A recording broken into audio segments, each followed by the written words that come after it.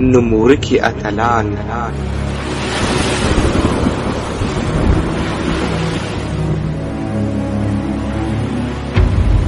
هغه اتلان چې هالیوډ موږ ته د سمندري غلو په نامه راوپېژندل. زه مجرم وم چې ارمان مې سپین قانون پر ما پورې دغه تور و بل څه نه و شهادت مې پر تا پو. 15مه برخه.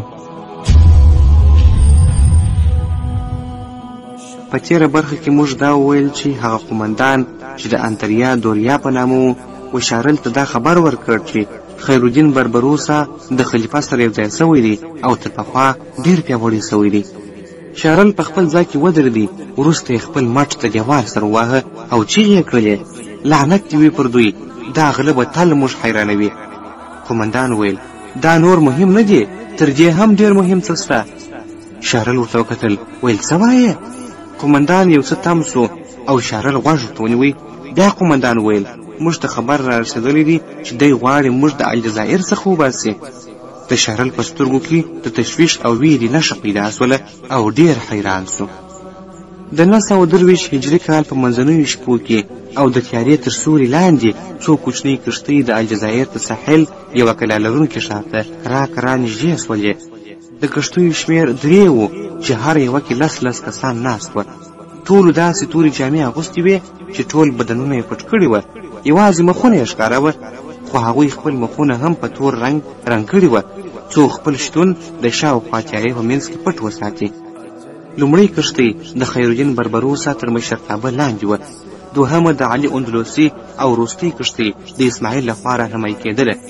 کله چې دوی د ساحل پر وړاندې ورسېدل د کښتیو څخه کښته سول، لنګرونه یې بحر ته وغورځوله او پاته فاصله تر کلا پورې د اوبو په منځ کې ووهله تر څو شګلني ساحل ته ورسېدله.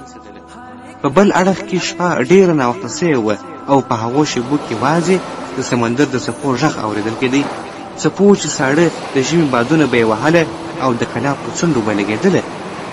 یو شمېر هسپانوي عسکر پر کلا خپاره وه، هر یو د بل څخه تقریبا 10 قدمه لرې ولاړ و او د شپې د ساتنې په نوبت کې وه، خو له دوی څخه هېڅ یو هم د کلا سر نږدې د اوبو پر مخ څه نه ولیدلې.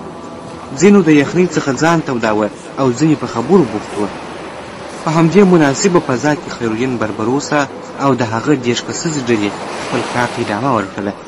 دوی د کلا په کښته برخه کې خپاره سول او بیا سمدلاسه د دوی د ډلې څخه ځینو کسانو د خپلو کڅوړو څخه د ختلو وسایل راوایستله چې پکښې اوسپنیزې ګوتې او رسۍ وې او ټولو ته یې وویشلې.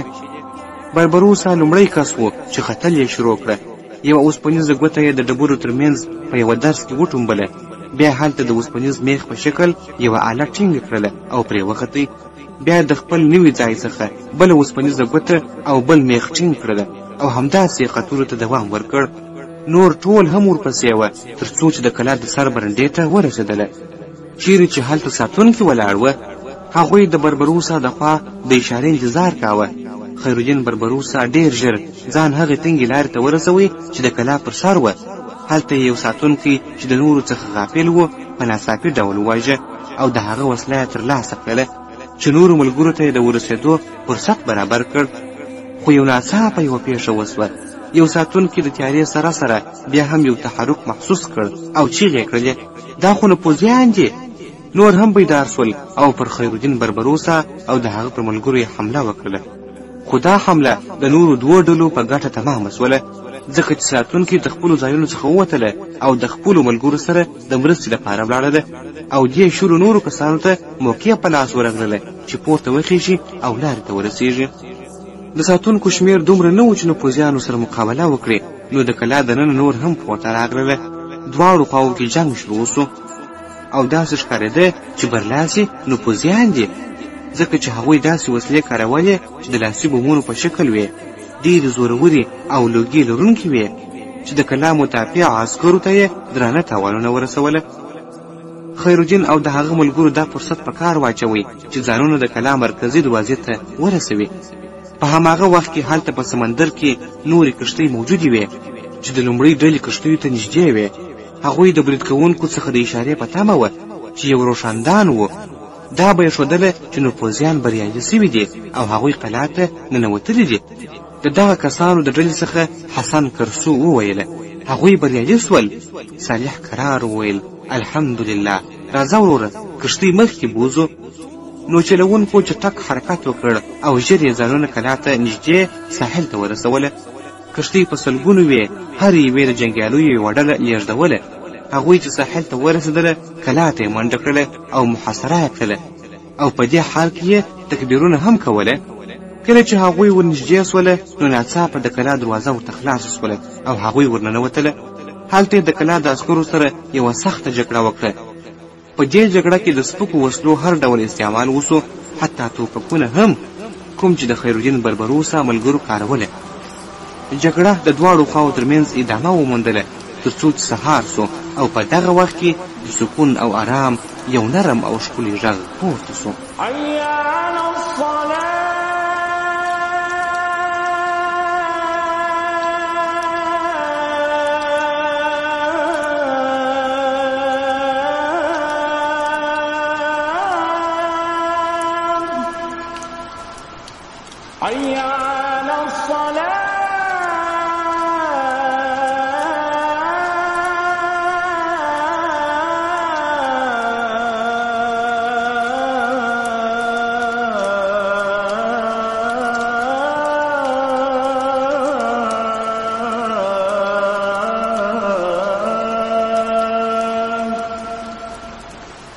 د سهار د مخې جګړه د خیرالدین او د هغه د ملګرو په ګټه تمامه سوله.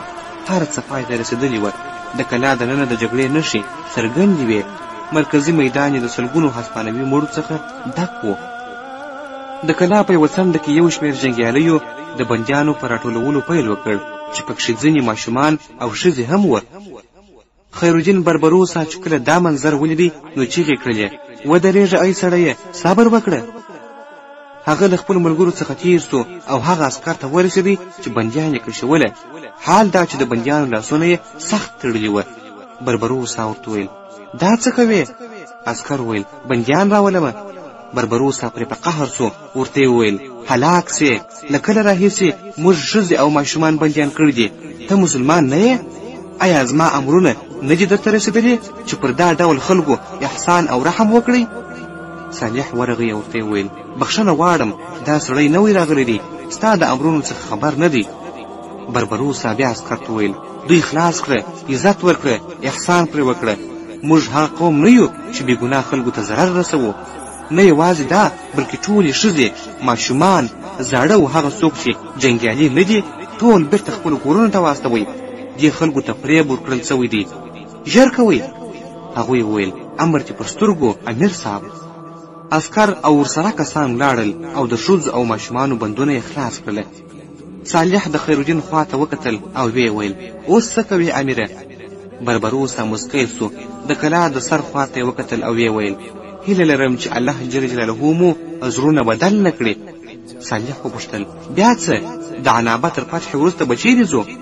بربروسا جواب ورکړ انشاءالله د سولو خوا ته به ځو، چې دا سولو په فلبین کې واقع ده او فلبین بیا د آسیا په وچه کې یوه علاقه ده. نو بربروسا وویل چې سولو به فتح کړو او بیا قسطنطنیې ته، تر څو ټول الجزایر له دوی څخه پاک کړو. ناڅاپه مؤذن اذان پیل کړ، سره له دې چې د عثماني دولت سور بیرغ پورته سو چې پر سر یې سپینه سپوږمۍ او ستوري وه او تر لاندې د خیرالدین بربروسا بیرغ و چې د بیرغ ځانګړتیا یې داسې وه. رنګ یې شین و چې په اسلام کې د سوکالۍ او روحاني ارزښتونو نښه ګڼل کیږي او د بیرغ پر سر د قرآن کریم د سورة الصف 14 آیات لیکل سوی و نصر من الله وفتح قریب وبشر المؤمنین یا محمد، چې البته د یا محمد صلی الله علیه وسلم لفظ په آیات کې نسته. د نصر من الله وفتح قریب وبشر المؤمنین لفظ د آیات جز دی.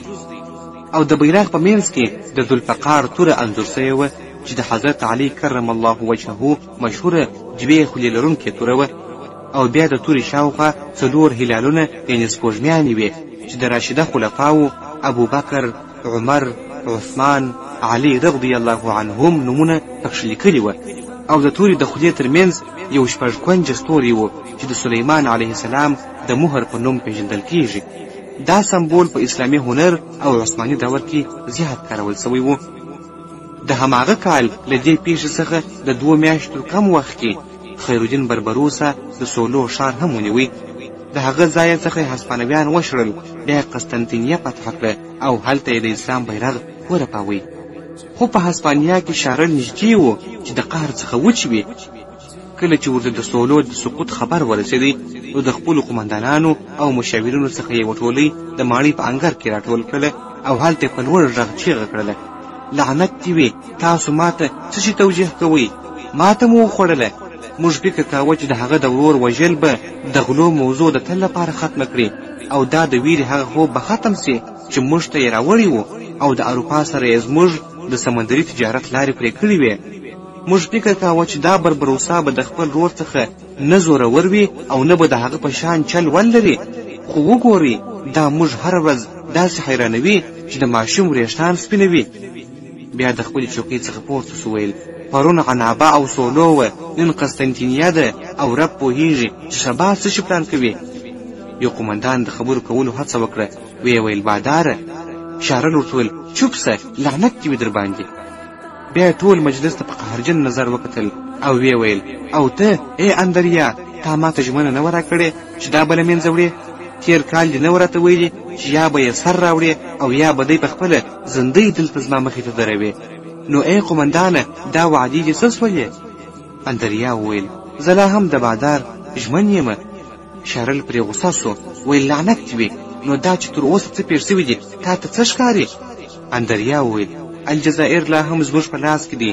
دا یوازې پر 3 سمندري ښارونو برلاسي شوی دی چې دومره مهم هم نه دي. زه فکر کوم اوس تیاری نیسي چې پر الجزایر برید وکړي. که غواړو چې دا ښارونه بیرته ترې ونیسو او دوی له منځه یوسو، نو باید لکه څنګه چې ما مخکې هم بادار ته ویلي وه، د جنګیالیو او کښتیو شمېر لږ تر لږه 2 چنده کړو. شارل چوپ سو، بیا پر خپله چوکۍ کښېنستی او لکه چې فکر کوي ویې ویل: لعنت دې وي، ما فکر نه کاوه چې دا به دومره زورور وي. سمه ده، خو ای اندریا، دومره لوی پوځ راټولول ډېر وخت نیسي. ته پوهېږې چې زموږ اکثر جنګیالي د پروتستاني جرمني ایالتونو سره په جنګ اخته دي او نور بیا هلته په نوي کشف شوي امریکا کې خپاره شوي دي. یو بل قمندان ویل: که بادار اجازه راکړي نو زه یو نظر لرمه. شارل ویل: څه ویل غواړې؟ قمندان ویل: زما په نظر موږ هلته په نوي امریکا کې هیڅ خاص مقاومت نه وینو. که له هغه ځایه نیمایي پوځ راوباسو نو دا به کافي وي چې د اندریا غوښتنه پوره کړو. او له بلې خوا که جنرال مآب خپل سفیران د ناپولي، موناکو او نورو صلیبي امیرانو ته واستوي چې هغوی هم زموږ په شان د بربروسا څخه ځورېدلي دي، نو زه نه وینم چې هغوی به زموږ سره مرسته ونه کړي. شارل چوپ سو او د نظر ورکوونکي لور ته یې وکتل، ویل: خو وخت به څنګه وي؟ تاسو فکر کوئ دا خبیث به موږ ته دا فرصت راکړي چې ورته پوځ راټول کړو؟ حکمت دا وایي که غواړي یو لوی ماهی ونیسي نو داسې طعم ورته واچوه چې هغه ستړی کړي. ستونزه نشته که یو څو کلاګانې نورې هم ورکړو، خو باید دی بوخت وساتو تر څو موږ خپل پلان عملي کړو. شارل چوپ سو او بیا د خپل بحري ځواکونو قمندان ته وکتله. د 923 هجري کال په پای کې د خیرالدین بربروسا او د هسپانوي ځواکونو ترمنځ په سمندر کې سختې سمندري جګړې وسولې چې پکښې جګړه دومره نږدې سوه چې د دواړو خواو سرتیري د کښتیو پر سطحه مخامخ جنګېدله. د بربروسا سرتیرو پکښې د جګړې او نږدې تماس مهارتونه په ډېر لوړ مهارت وښودله او د هسپانوي بحریانو پر وړاندې یې قوي مقابله وکړه. او د 924 هجري کال د لومړۍ روبې د پیل سره سم د عثماني خلافت بیرغونه د خیرالدین بربروسا د بیرغونو سره یو ځای د الجزایر د پلازمینې پر ودانیو پورته شول. وروسته له هغه چې دا ښار د هسپانوي اشغال څخه آزاد کړل شو، د هسپانوي پاچا شارل په ماڼۍ کې هغه د خپل سمندري ځواک د قمندان او د اروپایي متحدو ځواکونو سره د فرناندو غونزاغا او نور قمندانانو سره د یو ګردي میز پر سر راټول شوه چې پرې نقشې خپرې سوي وې. پاچا په داسې حال کې چې په خپله ږیرې کې یې لاس واهه او نقشو ته یې په دقت سره کتل، ورو ورو یې خپل مخ د اندریا خوا ته واړوی او ویې ویل: آیا دا به معنا ولري چې موږ به بیا الجزایر او نور هغه ښارونه بیرته ونیسو چې مو د لاسه ورکړي دي؟ اندریا ځواب ورکړ: نه یوازې دا، بلکې زموږ د دې پلان او د دې لپاره زموږ د راټول سوي قوا په مټ موږ به د افریقا زړه ته ورسېږو، هغه ځای ته چې د الماسو او قیمتي ډبرو کانونه پکښې دي. پاچا چوپ سو او اوږده کتنه یې اندریا ته وکړه.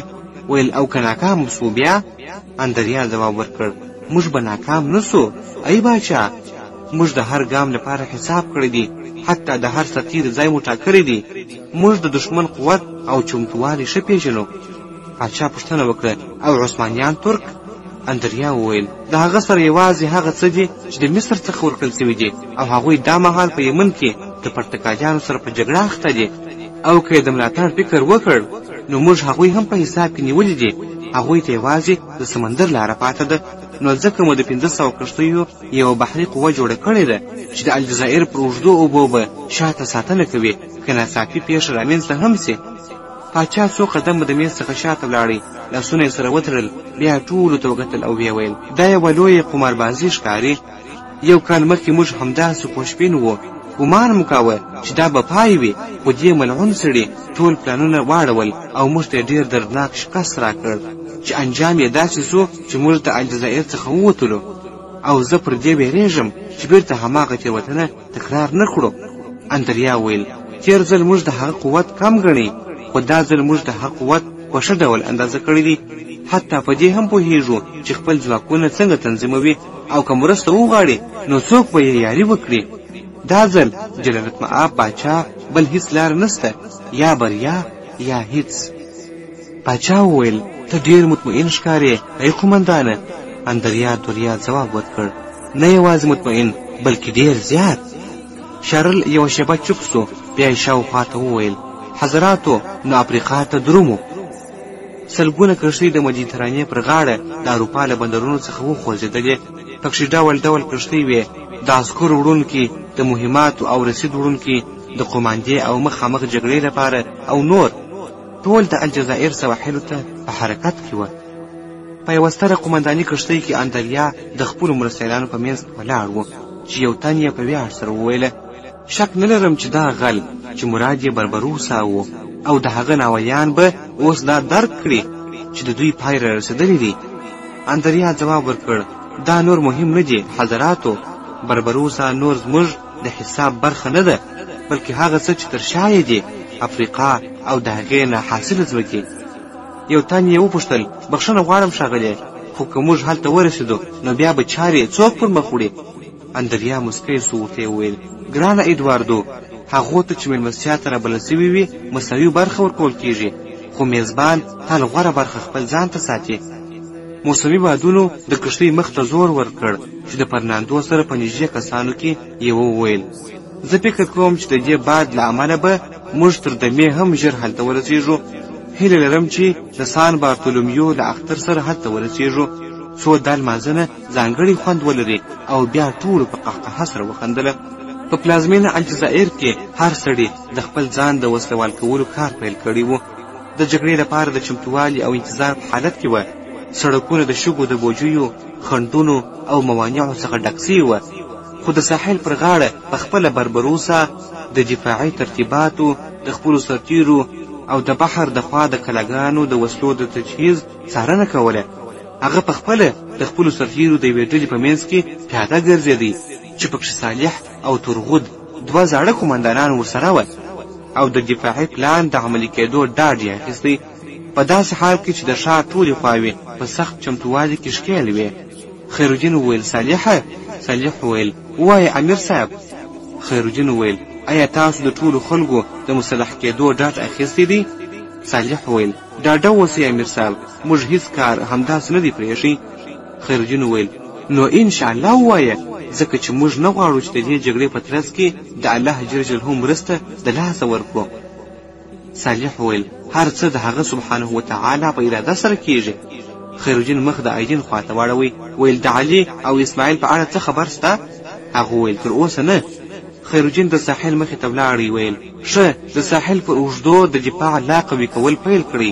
موږ نه غواړو چې د ناڅاپي پیښو سره مخ سو. په دې وخت کې دوی د سالم او حسن تر څنګ تېر شوله چې د نورو سره پر اوږده ساحل باندې د خندق کیندنې کار کاوه. حسن ودرېدی او د خیرالدین تعقیب یې کاوه. سالم هغه ولیدی او ورته وویل لومړی ځل دی چې هغه دومره اندېښمن وینمه. حسن کرسو وویل تا هم دا ولیدله؟ سالم وویل خبره ډېره روښانه ده، ډېر فکر ته اړتیا نه لري. حسن وویل نو ستا څه نظر دی؟ آیا ته فکر کوې چې دا ځل به هم وژغورل سو؟ سالم وویل ما واورېدل چې هغوی زموږ پر ضد د 5 پاچاهیو څخه زیات بحري ځواکونه راټول کړي دي. حسن کرسو وویل که ته غواړې د خپلې پوښتنې ځواب ومومې نو خپل امیر ته وګوره. سالم وویل نه پوهېږم ستا مقصد څه دی؟ حسن وویل نو ځکه خو ته د کپتانۍ لپاره جوړ نه یې. او بیا بیرته خپل کار ته ستون سو. کله چې شپه خپره سوه د الجزایر ساحلونه د مشعلونو په رڼاګانو کې وځلېدله.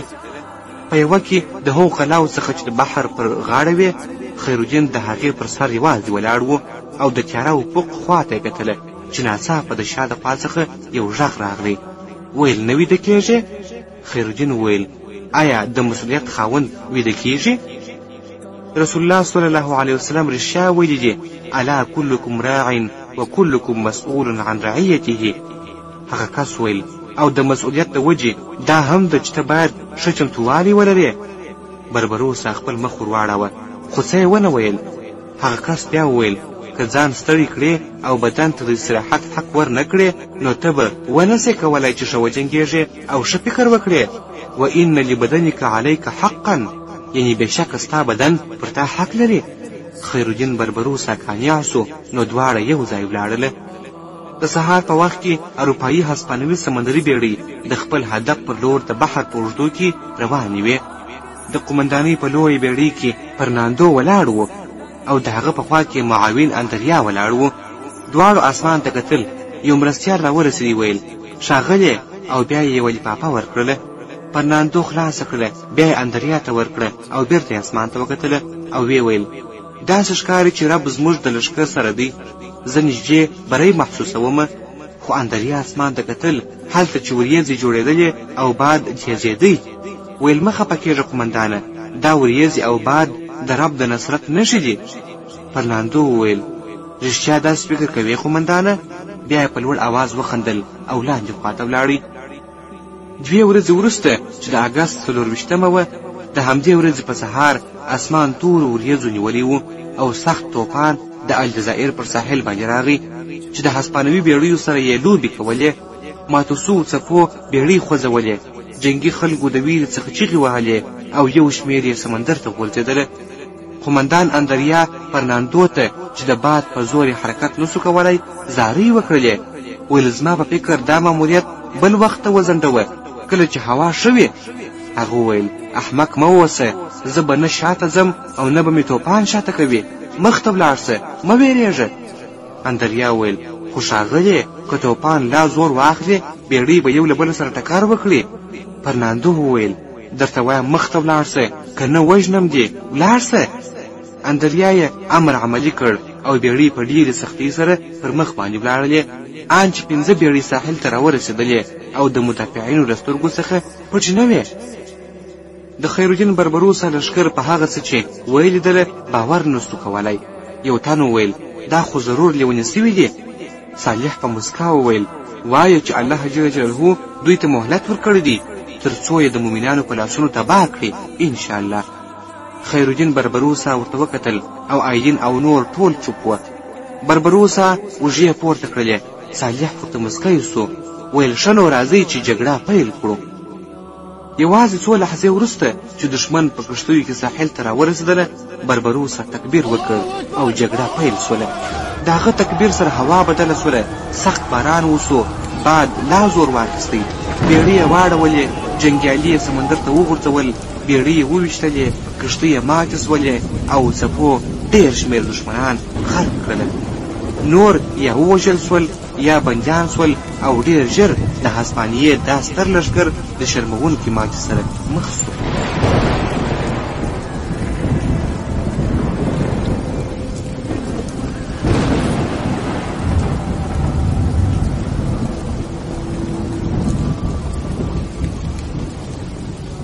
توپان بند سو. باد آرام سو خو د هسپانیې غمیزه روښانه سوله. سلګونه ماتې سوي بیړۍ پر اوبو او ساحل خپرې وې. سره له سلګونو جسدونو او بندیان ټول یو ځای سره وتړل سوله. د هغوی د منځ څخه د قومندان فرناندو مرستیال هم و. اروپایي تاریخ لیکونکي لیکي چې په دې یرغل کې د 3,000 څخه زیات ووژل سول او 400 بندیان سوله. بربروسا د خپلو جنګیالیو سره د شکر لمونځ ادا کړ. چاپیره خاموشي خپره وه، یوازې د تکبیر او قرآن اوازونه وه. بیا بربروسا د خپلو کسانو سره د بندیانو خواته ولاړی. یوه شیبه چوپ پاتې سو. بیا یې وپوښتل د دې یرغل قومندان څوک دی؟ یو شل چټل او شکېدلی سړي وویل دا د قومندان معاون دی، خو زه یې د برخلیک څخه نه یم خبر. خیرالدین هغه ته وویل ته څوک یې؟ هغه وویل زه د هغه مرستیال یم، اندریا. خیرالدین وویل ایدینه؟ هغه وویل امر کوه.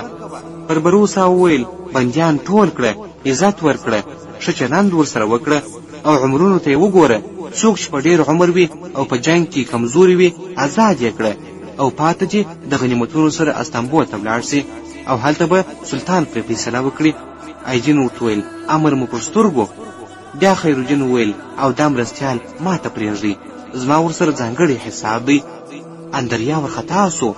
خیرالدین بربروسا وویل مه ویرېږه، زه دې د وژلو امر نه کوم، موږ ستاسو په شان نه یو. بیا خیرالدین بربروسا ایدین ته وویل حکم عملي کړ قومندانه. ایدین لاړی. بربروسا د اندریا سره پاته سو.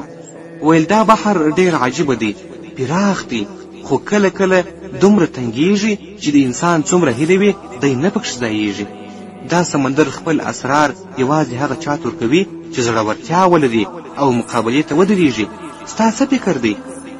اندریا یوه شیبه چوپ سو. خیرالدین ته یې وکتل او بیا یې وویل ته که څه هم جنګیالی یې، خو دا خبرې دي د یو شاعر ښکاري، نه د جنګیالي. بربروسا ورنږدې سو. ویل داسې فکر کوې؟ زموږ په سیمه کې شاعر او جنګیالی توپیر نه لري، دواړه د حالاتو د امله جګړې ته مجبوریږي، یو په قلم بل په توره. دواړه چوپ سول. اندریا د دې خبرو پر معنا فکر وکړ. دا ډول خبرې یې لومړی ځل واورېدلې. بربروسا بیا وپوښتله ستا په فکر آیا مشران تل باید پر خپلو خبرو او وعدو ودرېږي؟ هغه وویل شک پکښې نسته. بربروسا وویل نو بیا ولې داسې وسول چې کله زما ورور په تلمسان کې شهید سو او مسلمانان تسلیمېدل، هسپانویانو بیا هم هغوی ووژله؟ اندریا وویل دا هسپانویان نه، بلکې هغه عربان وه چې د دوی سره ملګري وه. بربروسا وویل د هغو مشر هم عرب و؟ او آیا زه حق نه لرم چې د برابر چلند له مخې تاسې ټول ووژنم؟ اندریا وویل ته اوس بریالی یې، کولی سې هر څه وکړې. بربروسا وویل همدا د هغو خلکو غلطي ده چې د شیطان په امر، د شهوت په حرص او د ځواکمن کېدو په لیوالتیا جنګیږي. کله چې حالات ورسره وي فکر کوي چې دا فتح د الله امر نه، بلکې د خپل نفس خواهش دی او پر مظلومانو هر ظلم کولی سي. د 1520 کال د مني په پای کې، یعنې د عروج تر شهادت 2 کاله وروسته، د دغه قهرمان لوړ همت ته دا ممکنه نه وه چې سکون ومومي او یا آرام سي، تر څو چې هسپانوي اشغالګر لا هم پر اسلامي خاوره ولاړ وي. دا ځل به هدف تلمسان وي، تر څو اول دا ښار بیرته ونیسي او بیا د عروج د شهادت بدل واخلي. نو دا خبره نه پر صالح عجیبه وه او نه پر ایدین باندې چې کله د خیرالدین د خولې څخه دا اراده واورېدله، خو ترغود بیا مخالف نظر درلودی. خیرالدین ترې وپوښتل ولې اوس نه؟ ترغود وویل زه فکر کوم چې تر راتلونکي دوبي پورې انتظار وکړو، ځکه ژمی پر دروازه دی او دا زموږ په ګټه نه ده چې په ژمي کې وجنګېږو، په خاص ډول چې د تلمسان شاوخوا کې په ژمي کې سیلابونه او اوبه ډېر زور لري. د دې سره سره موږ ته هم اړتیا ده چې خپلې ډېرې کښتیانې ضمې کړو، ځکه چې د وروستیو جګړو وروسته سختې زیانمنې سوي دي او لازمه ده چې د هغې جګړې لپاره پوره تیاری وکړو. خیرالدین چوپ سو او په ژور نظر یې خپل ملګري ته وکتل. په خبرو کې یو داسې شی احساس کړ چې ترغود یې پټوي، ځکه چې د ترغود څخه چې یو زړور جنګیالی دی او ډېرې اتلولۍ یې ثبت کړي دي، د داسې بهانې تمه نه پیدا کېدله. هغه خو په تلمسان کې او د خپلو کښتیو په حال ښه پوهېږي، نو دا خبرې داسې ښکاري لکه چې د یو بل شي لپاره پرده وي. آیا دا د سمندر څخه ستړیا ده او که بل څه؟ نو خیرالدین بربروسا پرېکړه وکړه چې خبره روښانه کړي. صالح چوپتیا ماته کړه. ویل څه خبره ده امیره؟ ته خو غلی یې، آیا کومه بده پیښه ده؟ بربروسا ویل نه، بده پیښه نه ده، خو یو څه رایاد سول. راځئ چې دا موضوع وروسته وڅېړو. ته او نور ملګري کولی سئ ولاړ سئ بې له ترغوت څخه. نور کسان ټوله وتل او کله چې په قصر کې یوازې دوی دواړه پاته سول، خیرالدین بربروسا خپل ملګري ته مخ واړوه. ویل څه خبره ده ای قهرمانه؟ ترغود ویل کومه خبره؟ بربروسا ویل ترغوده، موږ ډېر کلونه یو له بل سره یو او یو بل تر هر چا ښه پېژنو. نو داسې فکر مه کوه چې زه به د تلمیسان د فتح د ځنډولو لپاره ستا دا ساده دلیل ومنمه. ترغود چوپ سو، بیا ودرېدی او د کړکۍ خواته ولاړی. ښکارېده چې غواړي د خیرالدین بربروسا د نظرونو څخه ځان پټ کړي. بیا وروسته ورو ورو راغی او ویې ویل که درته ووایم چې زه له دې جګړې څخه ویرېږم آیا باور به وکړې؟ بربروسا ورته وخندل او ویې ویل که زه باور وکړم چې زمری یو ځل ناڅاپه داسې سي لکه سوی یوازې د دې لپاره چې نور غوښه نه خوښوي، نو بیا به دې خبره ومنمه.